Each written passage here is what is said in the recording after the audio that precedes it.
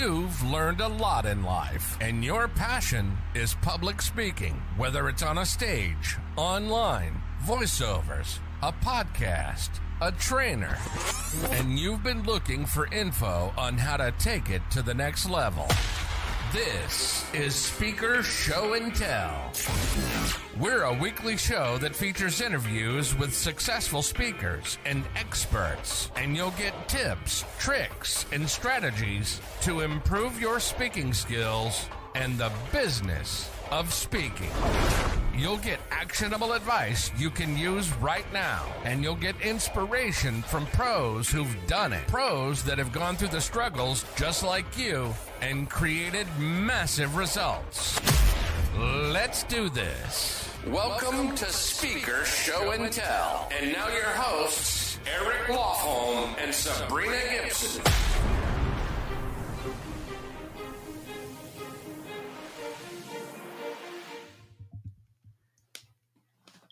Hi, this is Sabrina Gibson. We are doing the Speaker Show and Tell, and we're so excited to have you here. What even is this show? Speaker Show and Tell? More like Speaker Show and Smell. Well, if you haven't figured out, we're actually doing the show on when the crowd turns on you. How do you handle hecklers, jokers, and interruptions? Because let's face it, as a speaker, if you speak long enough, it's going to happen. But we have two dynamo guests on. I can't even wait. It's so much fun. We're going to have a blast. I had to share this really funny. I thought it was really good, actually. This is a quote. It says, "You can spend your time on stage pleasing the heckler in the back, or you can devote your time to the audience that came to hear your performance or to hear you perform." And that came from a guy named Seth. There's no other name to it, but I thought that was really cool. I found that quote online. And that's really true, right? Because we can have these people that can seem to like derail us or take over and make it all about them, and they get the attention. But how do we shift that attention back and really just keep focusing on the audience? And I think this is a Star Trek quote, so forgive me if I get it wrong, but I believe it said, you pay attention to one in the crowd is not worth I can't even do it right. See, I've heckled myself today. But the point is that we focus on the crowd, not the individual.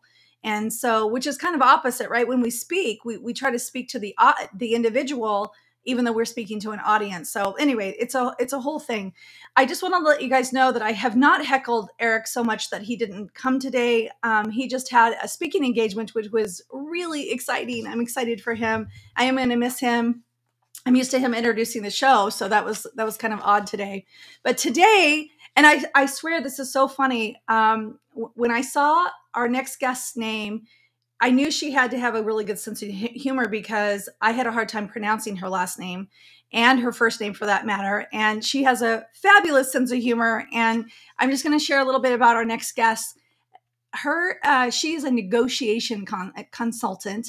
She's a best-selling author, speaker. She's an MBA instructor, a media personality. She's hired by Fortune 500 companies to help them through their high-stake negotiations.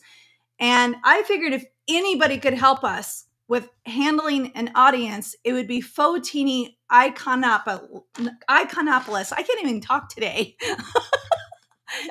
Well, welcome to the show. I'm sorry I totally slaughtered your name. I practiced that for like 50 times too. It's okay. You are not the first, and you are certainly not the last.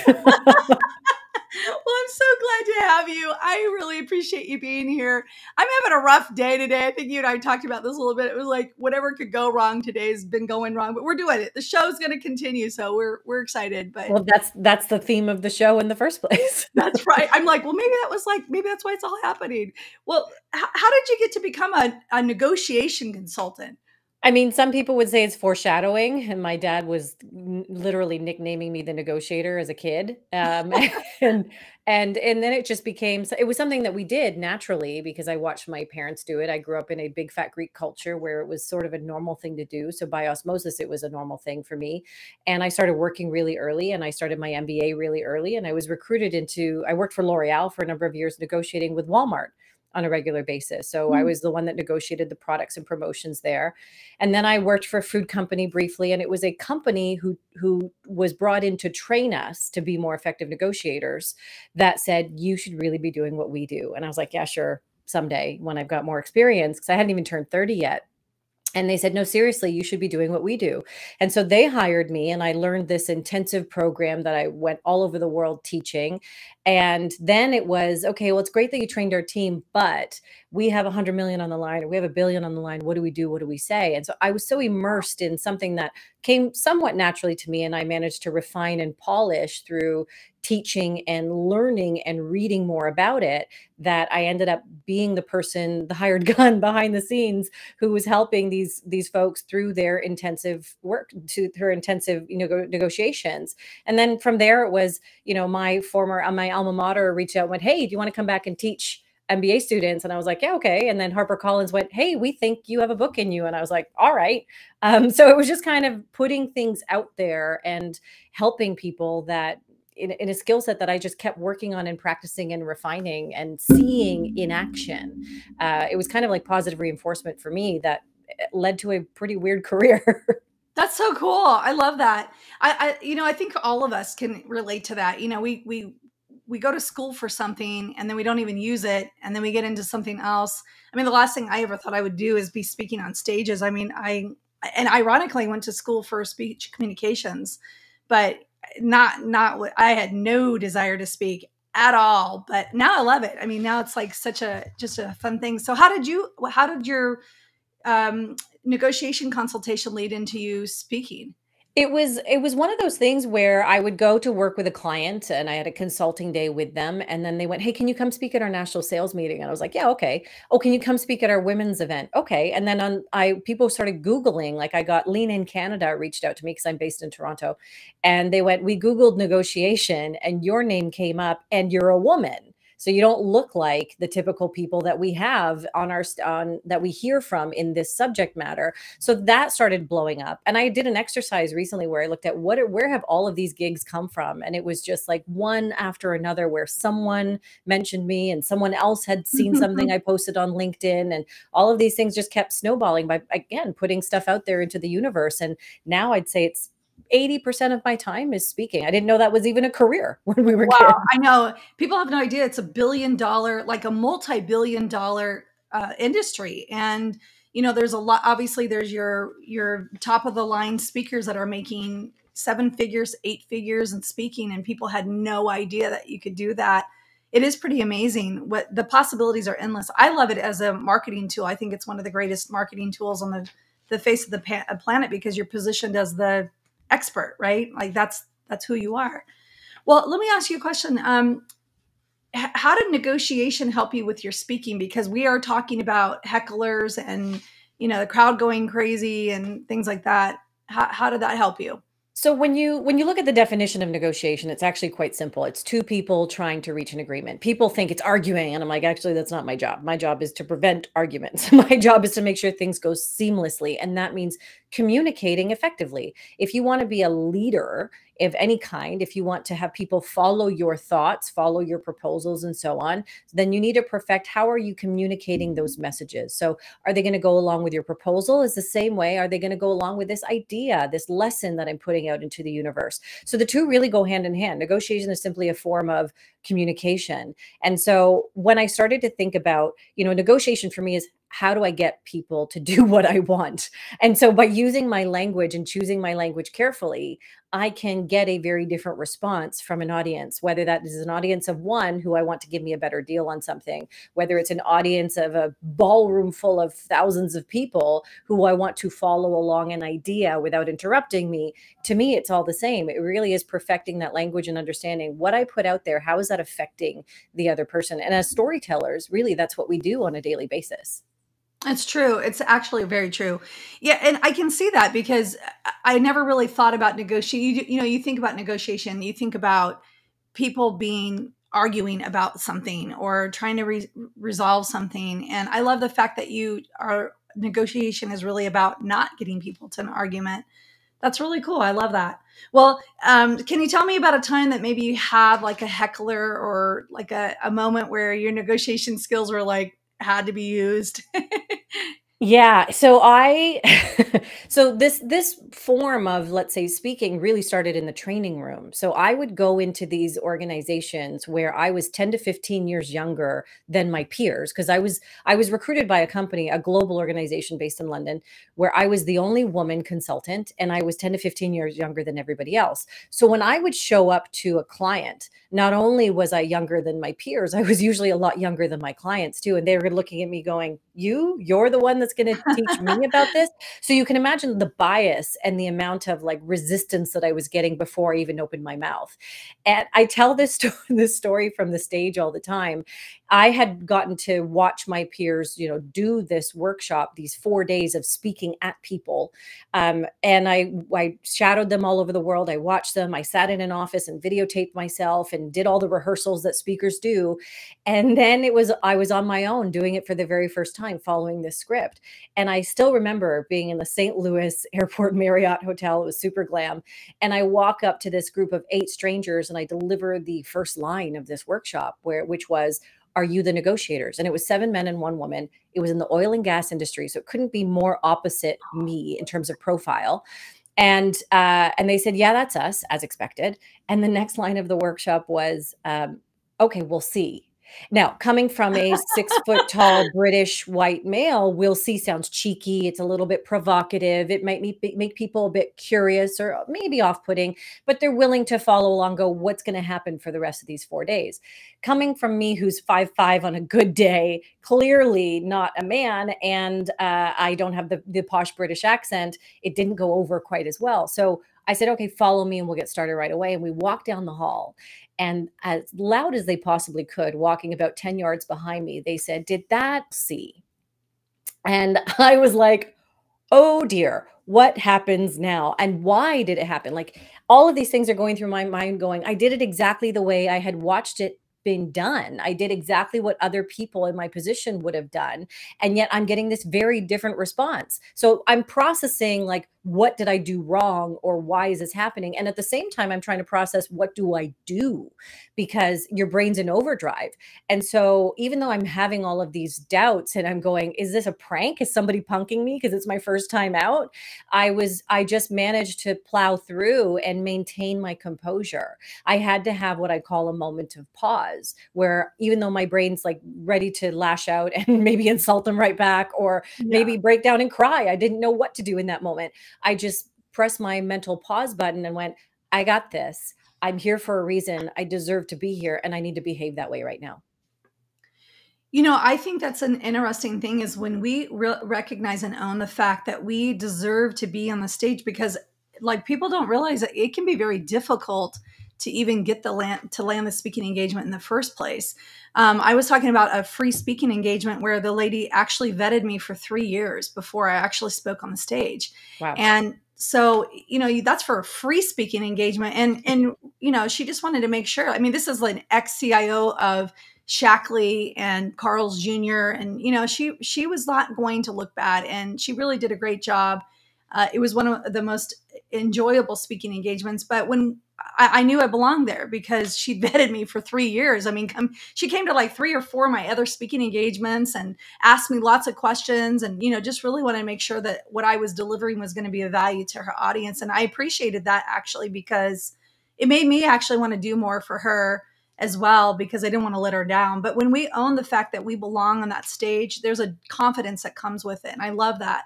Because we can be, and people can intimidate us. I mean, like, even this morning, you heard my daughter being funny and yelling, being my heckler.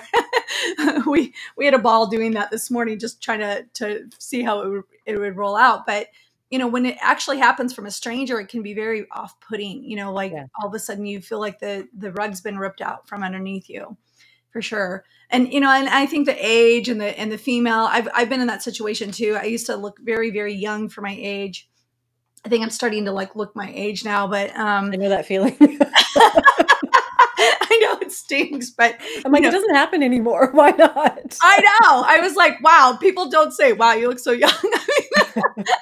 I feel like they're almost like, is that all? But I used to be I'd be like 25 or something, and I'd look 16. And I remember, a guy actually asked me, "How'd you get here?" And I worked in California. I was in sales, right? And I said to him, I don't know. I thought he was asking what kind of car I drove. And I'm like, I drive a Toyota because, in California, everyone's driving their fancy cars and stuff. And I didn't. And he was like, no, I meant like, how did you get here? He's like, you look so young. I thought your mom dropped you off. Oh my God, no. And so it's like, no. But, again, it's like, those are negotiation things. That was like, obviously there was a judgment call there. And I think that's what happens is the audience judges you very quickly over and over. Well, can you give any advice to speakers that maybe are dealing with hecklers, jokers, interruptions? I mean, that's the other thing. That's a hard one. Yeah, I would say for me, what I've learned is I don't get, obviously I don't get those reactions very much anymore. And part of it is because it's prevention. So how are you setting yourself up for success? When we talk about influence and persuasion, how are you influencing your audience before you even get up there? So have you crafted a bio that person who is going to read that speaks to your credibility, that's going to get the buy-in from that audience? If I talked about myself as simply somebody who only speaks to women's groups, then all the men in the room would tune out.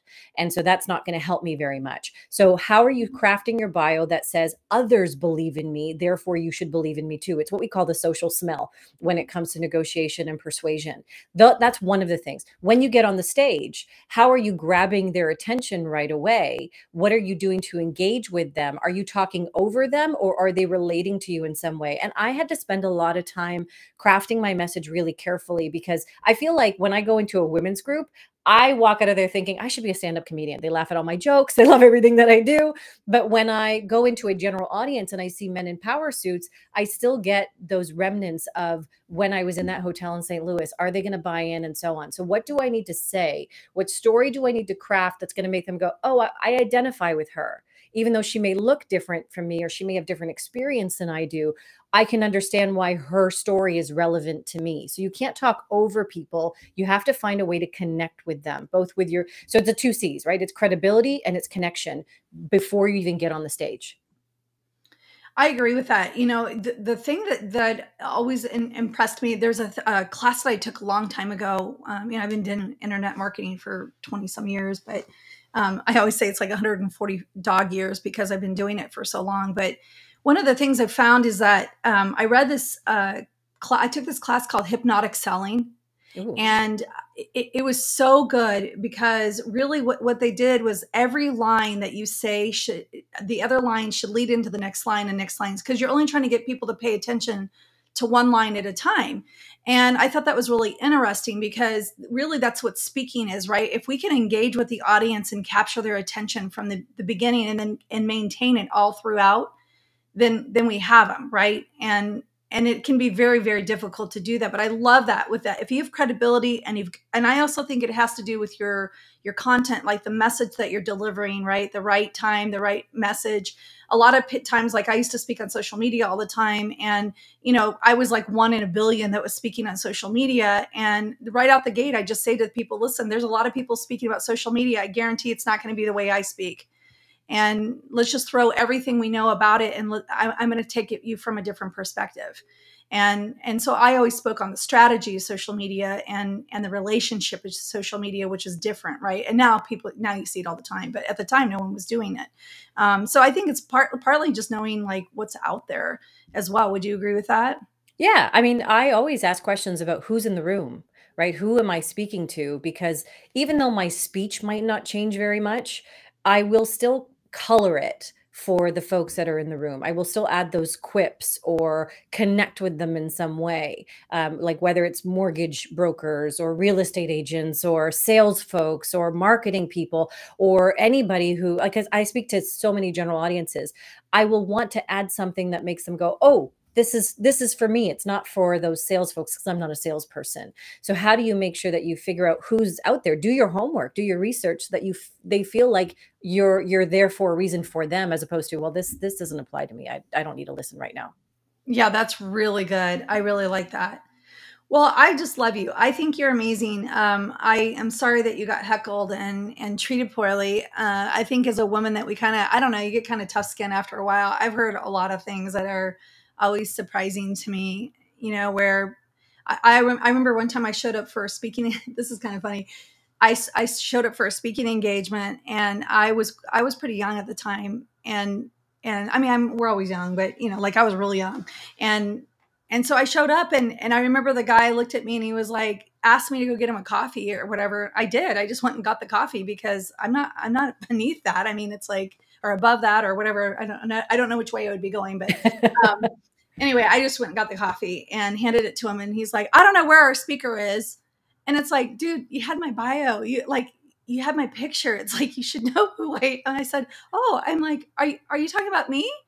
And he goes, no, I'm talking about our speaker. And I go, yeah. I go, Sabrina Gibson. And he goes, yeah. And I go, yeah, that's me. And he's like, oh my gosh. And you could just see, he was really nice about it. But, like, I thought, oh my gosh, what did he think I was there? Like the backstage help or something, It happens. I didn't take offense to it because I just thought it was funny.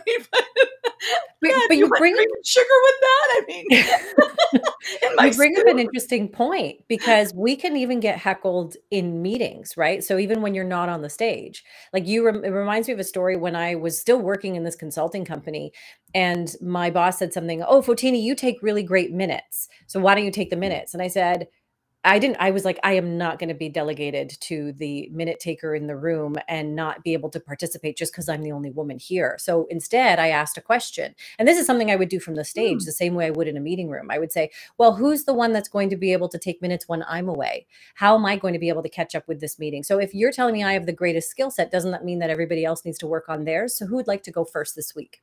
And maybe we should rotate. Oh my goodness, I love it. So it's just like turning it back in their face with a question is one of the ways to manage that stuff. I love watching comedians for that too, because they're more likely to get heckled than we are.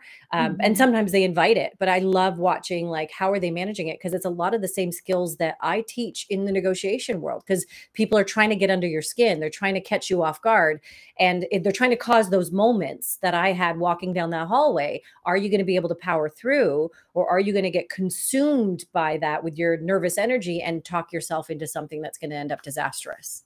It's true. I went to go do a speaking engagement at the University of San Diego, and I taught a marketing class there, right? There's probably, I don't know, 60, 70 people in the class. And wouldn't you know it, these two girls, just probably second row behind me, or like from the front, they were talking so loud that like it was literally throwing me off. And just in a split second, you got to be so quick on your feet. I think sometimes when you're speaking, and just in a quick second, I just said, yeah, just like your friend here. I said, what's your name, by the way? And I put my hand, I kind of like hit my hand on her desk just to kind of grab her attention, just being funny, right? Whatever, yeah. Which could have gone really bad for me because if she's like, whatever. But she gave me her name. And so I just incorporated her name into my speech as much as I possibly could. And her friend was the one that was a follower. So she just kind of like stopped because she realized like I'm going to be paying attention. And at one point I just stood right by their desks. Yeah. But it can be very difficult to handle situations like that because you don't want to be off-putting. You don't want to be offensive. You don't want to be aggressive. Yes. But at the same time, it's like, you have to control your stage. You have to control your space. And I think there's a fine dance with that. So have you ever had a moment like that? Like maybe you can share that. Totally. I mean, this is, as women especially, we have to be super careful about not getting labeled as aggressive, because assertiveness can be relabeled as aggressiveness or bitchiness or any of those things.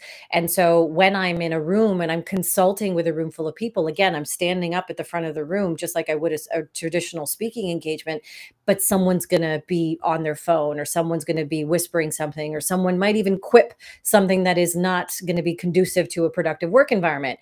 My go-to response in any one of those scenarios is to ask a question.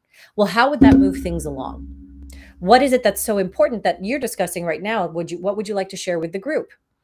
Those types of things. You can put them on the spot in the form of a question, and then you're not seen as so aggressive because you're just really curious. You do have to be mindful of the tone though, because if you're going, what's so important over there? Now that's aggressive again all of a sudden. So if you're going, I'm really curious, what is it about what's going on over here that might be more important than what we have to talk about here? I want to make sure we're not out of the loop. And they're going to go, no, no, no, no, no, nothing. So, if you're doing it with curiosity and you're asking a question, they don't have an excuse to call you aggressive. They don't have an excuse to derail it. And if you can have a generic question, it can work almost in every scenario. So how is this going to help move the group forward?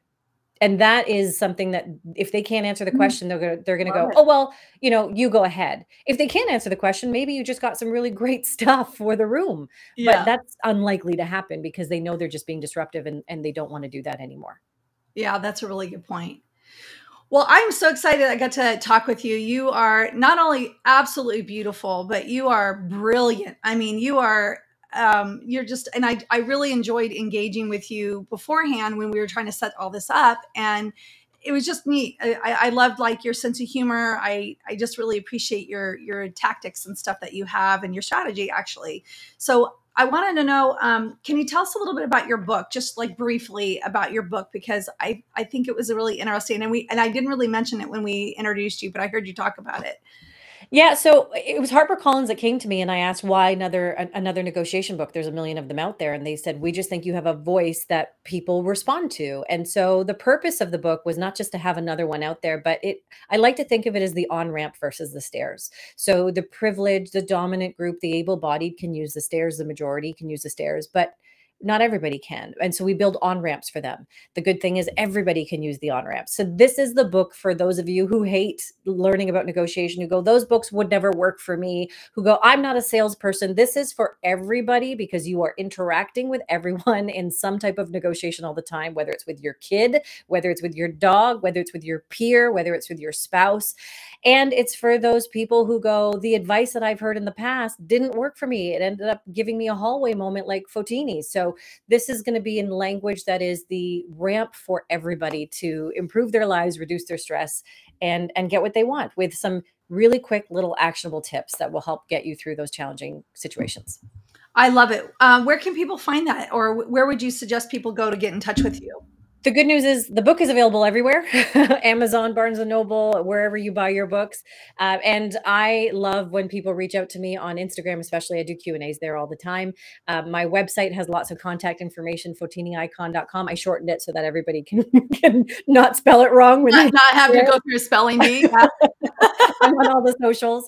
And I have a gift for all of the listeners too. So for my audience, I have a quiz because I believe self-awareness is one of the best ways to be better at anything that you do. So I put together a quiz on what is your negotiation style, and that's available on my website, fotiniicon.com/quiz. And I just wanted to spell it because I know that a lot of times like we're like, what was that? And especially with you. And I think I misspelled your name here. I just noticed that there's an extra N in there, like, which is also quite common. But speaking of hecklers, I'm like heckling you here today. Let's see if I can be talented enough to do this and talk at the same time. Well, I think people confuse me with the cheese, with Fontina cheese instead of Fotini. That's hilarious. Well, and obviously I had a moment there this morning, but yeah, that's pretty funny. Well, I'm telling you, I'll have to do a behind the scenes video on this because there were so many things that happened today that were absolutely hilarious where I'm like, what in the world? But we survived with humor. And that's one of the big lessons, right? What can you do? The show has to go on. So what can you do? It's like, I don't know. It's not that big of a deal in the big picture of things. Exactly. Okay, so I'm gonna just spell out the website so that everybody can get it, and it's F as in Frank, O, T as in Tom, I-N-I. That's her last name, or first name, excuse me. And then it's icon, like she's an icon, I-C-O-N. So there's 2 I's in there in that website address. And then it's /quiz, all lowercase letters. So Q-U-I-Z. So FontiniIcon.com /quiz. And I'm excited. I'm going to go figure out my negotiation style because I want to know what kind of style I have. How many styles are there, by the way? There's 5. 5 of them. Okay, yeah. Cool. And you can take the quiz multiple times to find the tips for all of them because there's pros and there's watch outs for every one of those styles. There's no right or wrong answer. That's the good thing. It's self-awareness. That's so cool. Do you change styles? Like can you I change? think people can, especially as you become a manager. I do think you become more empathetic and more collaborative generally. And so I do think there's an evolution for folks as they switch roles in life. Parents, I think, once they become parents, also start to see different ways. They can't be passive anymore. So there's an opportunity to for growth too, as you just become more aware of, well, what are my options to be more or less assertive, more or less cooperative or competitive? There's no right or wrong answer. It's just a matter of what do I need for this moment and what do I need to be watching out for? Yeah, it's funny. I was laughing about you being a negotiator as a child. My daughter, who is very gentle, but she is a master negotiator.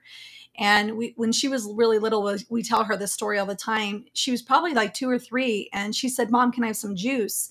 And I said, "No, you may have some. You can have milk or water." And she said, "Well, can I just have like a little bit of juice?" And I said, "No, honey, you can have like milk or water." And she was like, "How about 5 drops juice?" We were like, no. But I learned to be really good at like just, and then I learned like just offering something else. Well, we're going to have this instead or whatever. It was really hard. And then my husband is also a master negotiator. We got into a discussion about cleaning the house, right? Not my favorite thing to do, but whatever. I do like a clean house. And he and I got just in a gentle discussion about something. And I don't know, he got me like fired up about something. And all of a sudden I realized I'm in the bathroom scrubbing with a old toothbrush around the base of the toilet. And I was thinking to myself, how did I get here? It makes you feel good about it. And I'm like, yeah, I'll get in there right now with a old toothbrush and get it, That is a sign of a great negotiator. They make you feel good about doing what they want. Yes, he's an excellent negotiator. So I thought, wait, I got to start paying attention to what he's doing here. I use children analogies all the time in boardrooms and in the book. I use lots of examples around kids because they are fantastic negotiators. And often the people that I deal with in boardrooms have bigger temper tantrums than the kids that I deal with. So they go hand in hand. These are skills that are useful everywhere. Yeah. Well, I love you. I am so excited you're here. I would love to have you come back because negotiations like one of those things. I mean, there's so many aspects in the speaking realm that you can like even speaking contracts. It's like there's times that I came from sales, so I have no problem asking for stuff, and I don't have any problem being rejected. So I just ask, and then I try to make it like nice, but the negotiation piece is so valuable. Even in free speaking engagement, there's lots of things that you can ask for that people don't realize. And so I just kept asking like, hey, I really want to make the show great. Is it possible to have a table? Because I have some cool little freebies or, like I just would ask in a way that would make it feel good. But the negotiation part, especially when it comes to the paid speaking engagements, that is somewhere, boy, that's something that could really be powerful. So I hope everyone goes and does your quiz because I'm really curious to know what my style is. So it's been a pleasure talking to you too. I hope that we get to do this again because there's lots of great value that we can add to the speaker community. And I appreciate you inviting me to join you and share some of that. Well, I'm going to go look for you as a speaker too. I want to see you on the stage. I think you'd be phenomenal. I have a lot of fun. Yeah. Well, thank you so much. I really appreciate you, Fontini. And I'm sorry I messed your name up in the very beginning. So I'll get it right next time. Have a wonderful day. You too. Wow. So Fontini was amazing. I love the fact that she talked about really owning, when you get on that stage, knowing that you belong there. I love the fact that we have to be aware of, who our audience is and really trying to make a point to engage them and not really pay attention to the heckler, but pay attention to the rest of the audience. So many great tips. So we have another amazing. And this is someone I've known for years. I've hired her as a coach. She is brilliant beyond words. And she's going to come in and talk to us about heckling, how we can handle hecklers, jokers, and interruptions when we speak. And she is the founder of Ignited Women of Impact. It's a community of women entrepreneurs and executives who are ready to change the world, which I love that. She's a speaker, international best-selling author, a recent cancer survivor, a coach extraordinaire. Oh my gosh, exclamation point, exclamation point. And she inspires women to stand out, speak up and shine in their business and their entire life. And I'm excited to have the author of Ignite Your Life, How to Get from Where You Are to Where You Want to Go. So Andrea Wolf, I'm so excited to have you. Thank you for being here today. How are you doing? I'm doing absolutely great, and I'm so excited to be here with you, Sabrina. This is like dream come true stuff, right? As you said, we've known each other a really, really, really a long time, and you're the best. So thank you so much for having me. You're way too kind. I love being with you. Well, tell us how you got started speaking, because I don't think any of us as kids were like, I'm going to be a professional speaker, That's right. So I became a speaker, a business and personal coach is what I call myself, because I believe everything's connected. I became a coach decades ago, about 35 years ago, when very few people had heard about coaching and what it is. And so I was like the best kept secret, except for people I knew and then who they introduced me to. That was a slow road to China. So I got the tip that a great way to do this is to get out and speak to, for example, business groups. That would be a good fit for me. And so that's what I did. And that's actually where we met, at an amazingly vibrant business group, men and women, and also all very committed to making a difference, like my idea of heaven, my perfect people. So it was at that event where I was, I had prepared a talk for it, of course, as I always do, and I was a little way into it, and there was a lady in the third row. Her first name is Cassie, and she is still a lifelong friend to this day, by the way. So she started heckling me. She started interrupting me, and she started messing with me. And of course, I had like note to self going on inside my head, like, Andrea, you got to do something about this, because otherwise she's going to take over the room. And everybody was starting to like enjoy her heckling. And I'm going, okay, I'm going to do something dramatic. And so what I did, if you recall, I went like this. I like did 3 loud claps. That's all I could think of at the time. And I said, ladies and gentlemen, I have only one agenda this evening. That is that each and every one of you gets great value tonight from my talk. So how about we put my talk aside and actually coach live in the room? So here's the question, the inquiry question for you is, what's your biggest challenge? And I said, and how about, and I put my hands out non-aggressively, very non-aggressive, to Cassie. And I said, how about we start with you? So she sized me up, like, was I being like going to create trouble for her in the room? And no, it wasn't that at all. And then she actually took a breath and shared with me her biggest current challenge. And I coached her live in the room. I said, who'd like to go next? And I saw hands going up, and I knew I had you all a hello. I mean, it was fantastic. It turned into a fantastic evening in so many ways. So first of all, I think I really did serve you live in the room. Like almost everybody like had a challenge going on, and I had to actually like cut it short because we were going longer and longer. And then people started coming up to me after the talk. So first of all, there was a guy who was in distress, both on every area of his life. He was having trouble with his girlfriend/fiance, and his business was in chaos. So he hired me on the spot. I knew I was going to get business. The second person who walked up to me, his first name is Doug, and he is my now husband. I knew on sight that there was something between us, but I didn't tell him because he too was really in a mess and a muddle in his life and in his business. And he wanted it. He kind of got the point that there's another way. There is another way to do everything, and to actually love his life as opposed to somewhat hate it. So he hired me on the spot as well. And so it went on and on and on. And then I started working with him. And of course, I let the cat out of the bag very quickly there. Eventually, we started dating, right? So I had to stop coaching him at that point.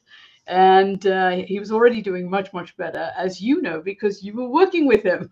Yes, I know and I got to experience your brilliance. I mean, from that speaking engagement, and then I got to see you behind the scenes, and I can't imagine you showing up. And I mean, I just imagine you showing up everywhere and people having that experience that you had at that event, because you are wildly brilliant. I mean, I remember so many of your amazing exercises. I remember questions that you've asked that were just so on point. So yeah, I just really enjoyed you. It's crazy when we get heckled like that. I was laughing because you got a husband from a speaking engagement, and I took my husband to a speaking engagement, and I'll never do that again, because my husband is like the most introverted person on the face of the, opposites attract, right? My husband's the most introverted human being on the face of the planet. I brought him to a speaking engagement, and there was only like maybe 20 people in the room, but it was in one of those U-shape where everyone was in a place. And my husband was right there, and he was like right kind of like on the side by me.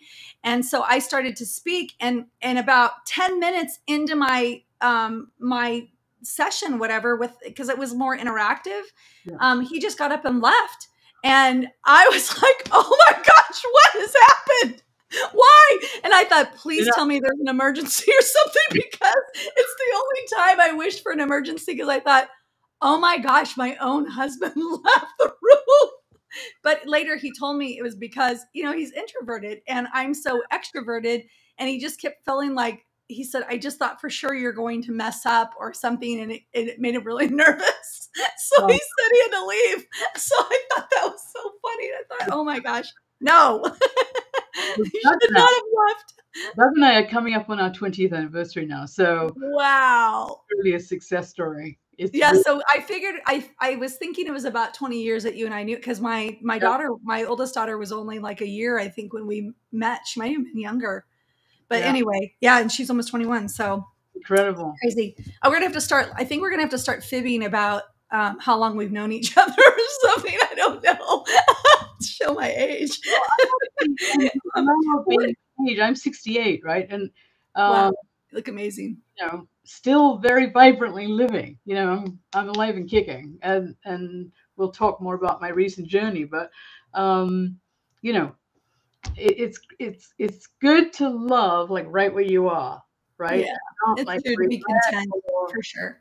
Yeah, like live into the future, right? Exactly. Be in this moment right now. Yeah, I love that.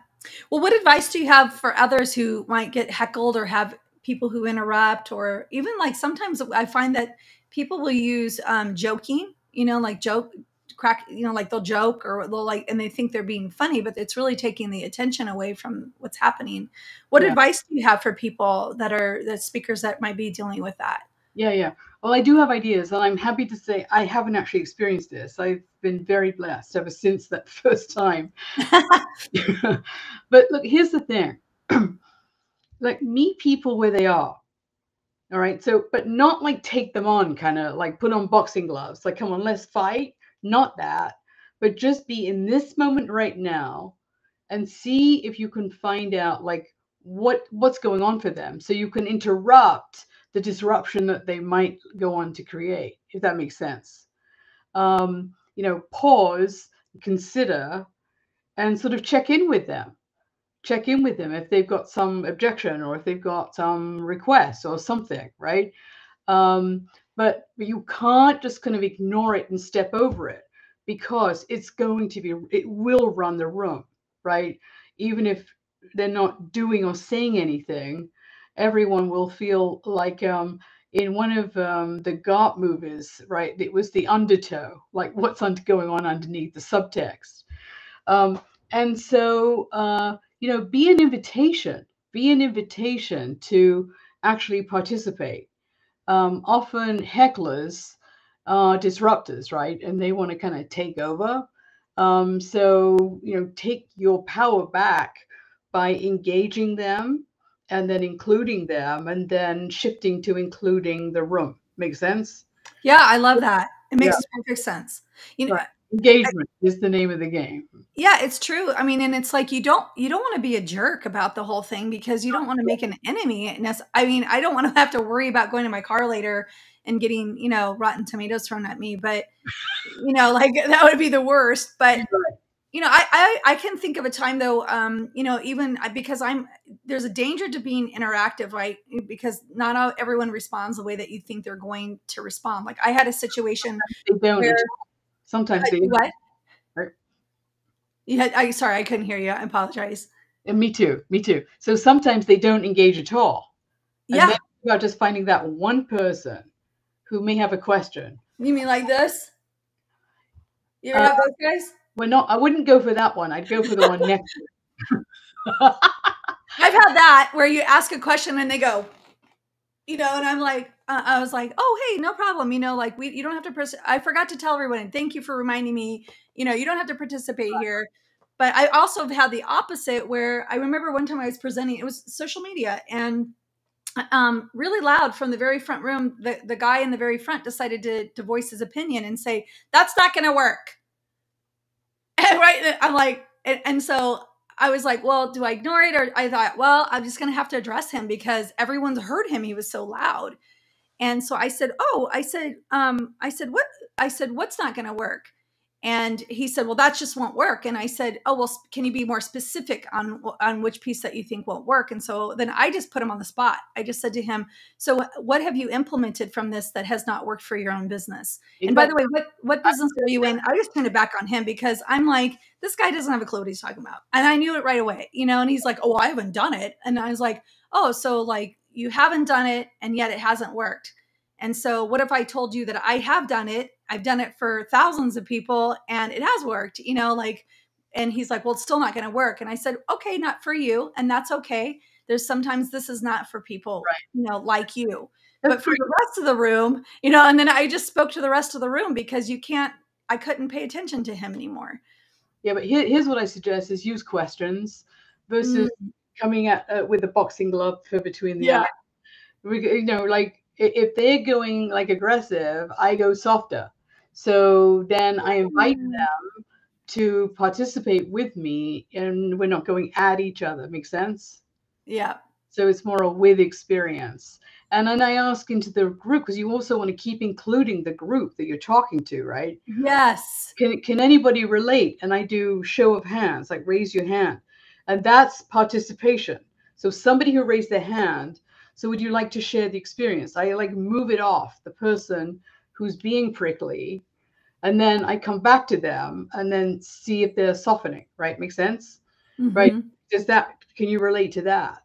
And so I engage the room, the whole room's joining in, right? So it takes the heat off that one person who's got a hair up a certain body part, yeah, you know what I mean? Yeah. Yeah, because sometimes it can feel like that one person is just there to really just not agree with you. And I've only had it a few times because, but there's the challenge with me is like, and I think a lot of speakers, when you become really interactive, which is fun, right? That makes the audience, it makes it more engaging. It makes it more fun for the audience, but you can get people who don't want to participate. And that's okay. I mean, like, I just recognize that maybe they had something going, you never know what happened to them. I mean, you don't know if they've had just found out they got their wife served divorce papers on them. You don't know what's happening for them. Right. So, right. Yeah. So I like that. Like you go softer. Go soft. Was it you that taught me the verbal Aikido where someone comes at you really hard and you go soft and it like melts it. I know there's a principle that a mild answer will turn away rage, which I've always loved too. But I thought it was you that taught me that. I've used it so many times. I mean, just where I love to do. I love to surprise people, right? So I'll give you an example, which has nothing to do with the kind of speaking you and I do now. So my degrees way back when are in French and Spanish, a double degree in French and Spanish from London University. Wow. I spent a year in France. I should have been a teaching assistant. There were 5 teachers, 4 terrible ones, 1 really good one. And I ended up taking on full classes, basically. So I had one class where they were really like Cassie, right? At that moment. And they were, and I was writing something on the board, and they were being quite rude about me in French. And now I'd never spoken a word of French to them. They thought I could only speak English. And so I turned around and in French, I said to them, okay, we've got an hour here together. And yes, I do speak French. And I'm here to like really help you. So would you like to spend the hour speaking in French or in English? And they all went like that. French, right? They all like were shocked to silence. And I said, okay, great, we're doing French. And boom, right? And I had the whole class engaged, all the troublemakers, all the people who didn't want to be there. And we had fun. We had fun for an hour, right? Just really getting to know each other, right? They could ask me anything. You know, it was perfect. It was like there was nothing harsh about it whatsoever. I just like shocked them awake, right? They didn't think I could speak a word of French. So That's awesome. yeah, I love it. amazing, That's right? awesome. I love Yeah, it. and I think too, like when we speak, part of it's just owning who you are, and owning your skill set, right? Because anything can happen. I mean, I've had all kinds of things happen, and mine's sense of humor. I just have to use humor and just laugh at everything that happened. And I think a lot of it came from, I moved a lot as a kid. I went to 10 different schools, always the new kid. And we move in the middle of the year. It seems like almost every time we move in the middle of the year. And it was hard, and and then I had a name like Sabrina, which no one had. And so I got called all kinds of funny names, but I learned to just laugh with it. And when you laugh with it, or sometimes I'd even make fun of myself, and all the bullies and stuff, they can't do anything with that. There's nothing to do with it. And the same thing goes with speaking. It's like when you get a heckler and you roll with them, or you laugh as if it's a joke that they've presented, and then you incorporate that joke, if you can, through the whole thing. But I mean, not everybody, speakers who are not funny normally don't try to be funny. It's like, it doesn't come off funny, it comes off bad, awkward. It makes it awkward for everybody. But use whatever your skill hat, if it's calm or whatever, it's when you say like, that's the way speakers can be. Like you said, meet them where they are, like meet them where they are, but don't meet them somewhere that you've never been. Like if you're not funny, don't try to meet them where you're funny. Yeah, that's fun. Well, I know you inspire women to speak up and shine in their business and in their life. I love that. And can you share a little tip on or exercise that maybe would help people? I put you on the spot. I'm just thinking what I do is a process, right? Where women are like a half mast and they're holding back and they're not contributing. Who am I to, how complicated we are as women. I mean, we're really complicated. So it's about disentangling all that complication. And so you might sort of look at, like, where am I really being way too complicated about this? I'm here in whatever your position is, whether you're, if you're a business owner, it's really helpful if you have some confidence in yourself. But, I'm about to do something on imposter syndrome because I have moments when I think, well, who am I to, or whatever it is in the coaching. And I've been doing this, like I say, for over 35 years. So I think I have the right to say I really am an experienced coach. So it's about really paying attention when those moments of doubt like creep in, and you kind of second guess yourself, and then you think, well, I'm not sure I'm the right one, and like all that crazy stuff. You're the perfect one. And it's just this idea of like standing in your power, sitting in your power, whatever your position is, but in your power. And in all humility, it's got nothing to do with arrogance, nothing to do with like, I'm better than you, like all the crazy, complicated places we go. It's you just fill your own space in the world that you're in. I can't tell you how many women executives, like really senior women, come to me because they're struggling to get noticed, to get promoted, to get a salary increase, whatever it is. And I mean, they've been doing what they do for excellently for years and years and years, and yet they're standing still. And the reason is because, unlike most men, they've forgotten or don't know how to make a case for themselves, right? Which is very important in the corporate world, being able to make a case for whatever innovation you see, and you'd be the perfect person for it. This is a learned thing. It's not hard, except women get very complicated about it and like doubt themselves. And I could go on and on about this, but so we simplify it down by what I call waving my magic wand. I have one on my desk. And literally, if life were amazing, what would be different? Like in business and personal, all of it, right?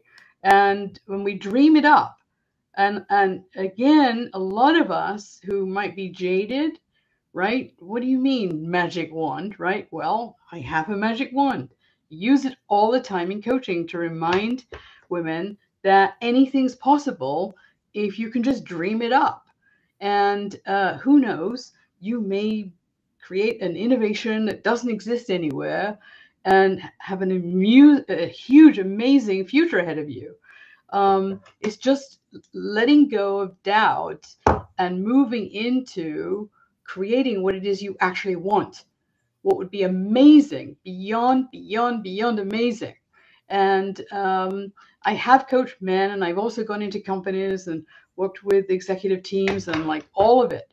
It's amazing how few people give themselves permission to dream and dream big. And whatever you can dream up, you can actually cause and create. Obviously, it all takes something, right? It takes focus, it takes passion, it takes commitment to it, etc., etc. But there's a whole thing where we create the vision first, the big vision, and then chunk it down backwards. So most people aren't used to going backwards, but that's easy too. If you make it so, it's easy. And then it's just about then watching it come to life. If you just stay in action with your dream. And so often, women especially, and I'm really focusing on women right now, which is why I'm speaking like so much more about women. So very often women will not only doubt themselves, but get stopped by their own limitations, and then their passion and purpose. So many of us actually don't have any of that going on in our life. We're just trundling along as it is. So that's the reason it's always a good idea to have a coach, right? That's the exact reason. Really? Because then I think you almost have to have a coach. I mean, whatever you're doing, especially if you're doing something new, like speaking. I mean, as you were talking, I was like, a lot of people have a dream to be even a paid speaker, or, we talk about a 7 and 8 figure speaker, but a lot of them are just having a dream of being a 6-figure speaker because that's out of their realm of possibility. And so having a coach, and a lot of it's mindset. I mean, I think a lot of it's just all mindset. It's all mindset. Yes. And I know for a fact that you shift people into the right mindset. I mean, you have I definitely worked with you. I can attest to that. And I love the whole thing that you bring up about this being an imposter, because, we feel like we're a fraud. Like, who am I to be talking about this? Right. And I think that's why seasoned speakers, we get to the point where we're like, well, I've done it so many times. Like I obviously have some, but I can tell you, I took a 5-year break. Especially out of technology, it's weird to take a 5-year break and then come back. You know, I took off time to take care for my mother and then grieve. And when I came back, I felt like the whole world had like blown past me. And that really wasn't the truth. It was the same principles that I've been using that made me successful before online, were the same principles, right? And so it's interesting, but on some level, I kept thinking, well, who am I to be able to like go get this business because Right. everyone else is way ahead of me? But that's not true. Your experience is your experience. You are. But I definitely think I need a coach. So I might be calling you after this interview here. Yeah, because You guys yeah. get to play. And it's not working. That's the thing. I make it fun, I make it Yeah, you do. lighter. You know that I think I shared with you recently. I had to take a break from my business and really dramatically downsize it because I was diagnosed with extremely aggressive triple negative breast cancer. And so so I went through 13 months of treatment for chemo, very, very strong chemo, first of all, then a break, then double mastectomy, then a break, and then lots of rounds of radiation to icing on the cake there, right? So I'm doing great, by the way. I'm back here. I'm back in action, right? And it was an interesting journey. And here's what was so interesting. I wanted to share this with you. So at the very beginning of this, well, the first of all was shock, right? Because this is the biggest thing medically that's ever happened to me. But then I was taking deep breaths and I was looking at myself in the mirror, and I got the irony that I was being called forth in a really, really big way to walk my own talk here because I was in shock. And I was about to start worrying about everything, right? Because it was all so unknown and whole new language and like on and on and on. I mean, it is a lot. It's a big deal, right? Aggressive breast cancer is Yes. a big deal. I'm like wanting to live, right? So I was having this meeting with myself, looking in the mirror, going, okay, this is the iron century. You don't get to worry, right? If you want to keep walking your own talk, how are you going to take this on? And I made a decision that day that I was going to really take it on positively. And everybody I told looked at me like I was absolutely insane. But this is exactly what I did. And then I asked myself, question number 2, how are you going to remember this every single day? Because it's going to take every single day to stay positive, stay focused on living, not dying, right? And make it through. And so here's what I came up with. It's incredibly simple. Because I like this, it's to wear bling every day, sparkly stuff, every single day. And honestly, still today, every single day, I'm wearing bling. And I'm happy to tell you something so simple absolutely worked. I made it through the really, really strong chemo. When I was in the cancer center getting it, I mean, there were women there who were struggling, really, really struggling with the treatment and the whole thing, the whole journey. And I would see if I could sit next to them and then just get them chatting with me, just maybe make them giggle once or twice, and like uplift the women in the cancer center. So the staff of nurses all absolutely loved me. And I just I got everybody connecting in a whole different way that was going on in that cancer center before I got the treatment. So then I had to break, and Doug took me on a trip abroad, and it was fantastic. We got permission. And then the second phase, I found myself starting to worry about the surgery, because it's the biggest surgery I've ever had in my life. And I fixated on one thing, and I mean, this will make you giggle. So I heard that the anesthetic makes you throw up. and I will do anything, and I mean anything, not to throw up. I can relate. I managed to not throw up through chemo all the way through it. I was given a Wow.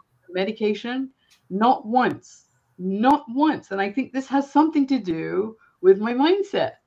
I believe it anyway. So I was worrying and I went, wait a second, Andrea. And I sort of non-verbally slapped myself on the, on the cheek. Stop it, right? Remember, you're walking your talk.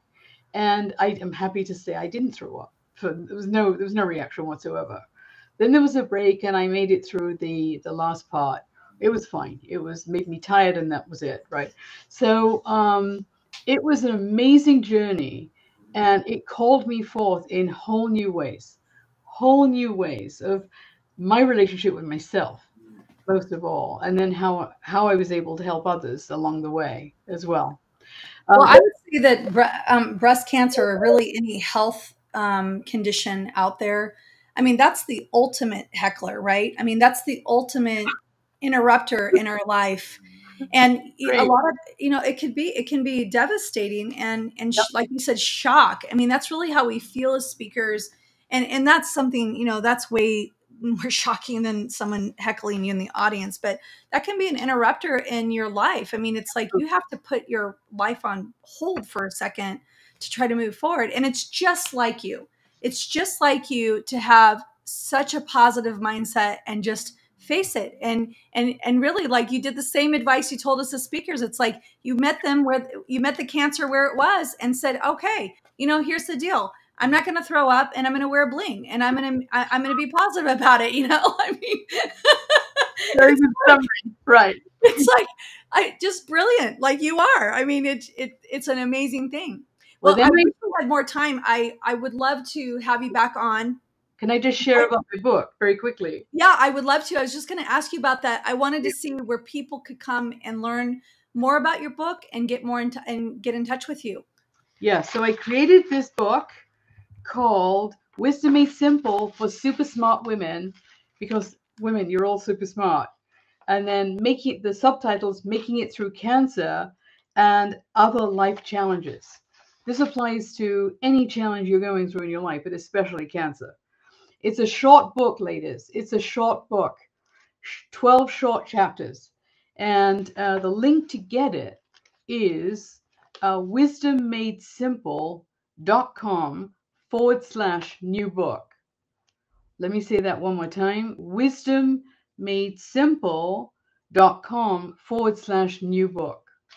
Enjoy it. Please enjoy it. Please go get it. Whether you have cancer or some other life challenge, it will apply to you, and you'll find it hopefully uplifting, a little bit amusing. I share my story through it, etc., etc. So that's my pleasure. It's my gift to you. Thank you so much for that. Yeah. And really, I know you speak to women, but I have seen you coach men, and you're quite brilliant at it. So it's not like we're leaving the men out. It's just that obviously, I love that your marketing is very specific, and you get women on a grand scale. So thank you so much for being here. I'm so incredibly grateful for our friendship. I'm grateful to know you. I mean, you are and always have been just wildly generous and brilliant.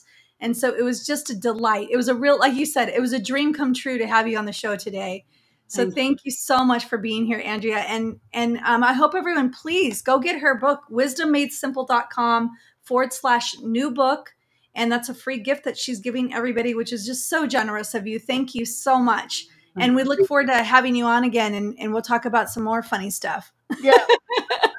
Not cancer, but fun stuff. No, not. But you, of course, the only person I know who can make cancer seem fun is you. I mean, I was like, who doesn't like bling? I mean, and look at how you came through it. I just love that. You're such an inspiration. Thank you. Well, I love you, and I'll see you soon, hopefully. Thank you. Look forward to it. Yeah. So that's our show. I mean, what an amazing show. I mean, we get hecklers, jokers, interrupters from all over the place. And when we're on the stage, it's like so important that we recognize that we're there, like we belong there. And I really loved our two speakers today just talking about just some of the things that can happen, because I love the way that Andrea said, it can feel like a shock, like you're like, oh my gosh. Or she said, I know I have to do something about this. I have to handle this, right? Like, because you can't just ignore it, or it'll just get bigger and bigger and really throw you off key. So anyway, we are so excited that you joined the show today. If you would like to learn more, be involved, sign up for freebies, please go to speakershowandtell.com. You can also subscribe to the podcast there from any of the channels that you might be reaching us on. We look forward to interacting with you. If you've got questions, if you have topics that you'd like to recommend, just go to Speaker Show and Tell us. So for now, we just thank you for being and watching the show. Make sure to use your hashtag Speaker Show and Tell with all of your posts, anything that you loved about the show, anything that you'd like to share with us. You can also use hashtag Speaker Show and Tell in any of the social channels. So we look forward to seeing you on our next show. I hope you make it a great day, and we'll see you on the flip side. You've been listening to Speaker Show and Tell. Eric and Sabrina have spoken on all types of stages and have easily done over 2,000 speaking engagements. They understand the strategy, the sales, and the marketing of the speaking business. Plus, they have on the pros that have done it, pros that have gone through the same struggles as you and created massive results. We hope you've enjoyed the show, and we hope you've gotten something from it. If you did, make sure to like, rate, and review. We'll be back soon, but in the meantime, find us on social media at Speaker Show and Tell. Thanks for being here, and we'll catch you next time on Speaker Show and Tell.